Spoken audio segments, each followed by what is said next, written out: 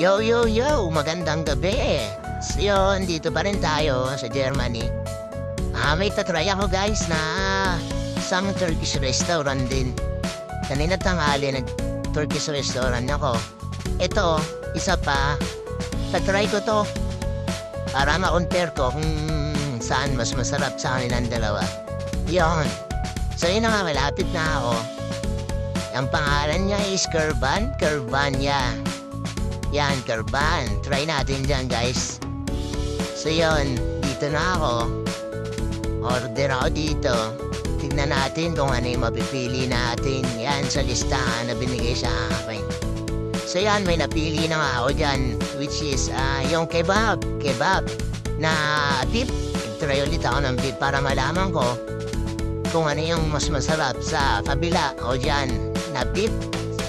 So, yun na nga. Ako lang mag-isa dyan. Naka-order na ako, naghihintay na lang ako na maluto. Okay din, so nagtsaam muna ako kasi for sure, hindi ko na naman maubos yung pagkain nito kasi for sure marami na naman yan.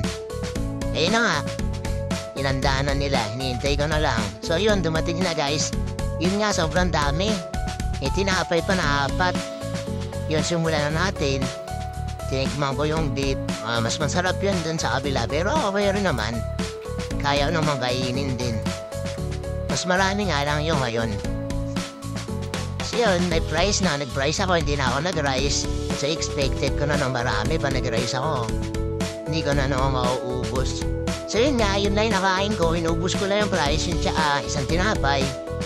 Yan guys, uwi na ako, ginabi na ako.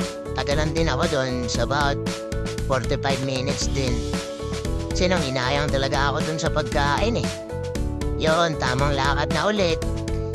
Lakad na ulit pabalik. So yun, may nadaanan ako na shisha shop. Yan, iba-ibang klaseng shisha shop yan. Yan, daan ako lang. Yun, paggabi na talaga, madilim na. Yun, nakarating din. Yun na nga, madilim na. Yan na guys, akyat na ako. Sanitize muna tayo ng kamay. So, akyat na tayo sa second floor. Din yung kwarto ko.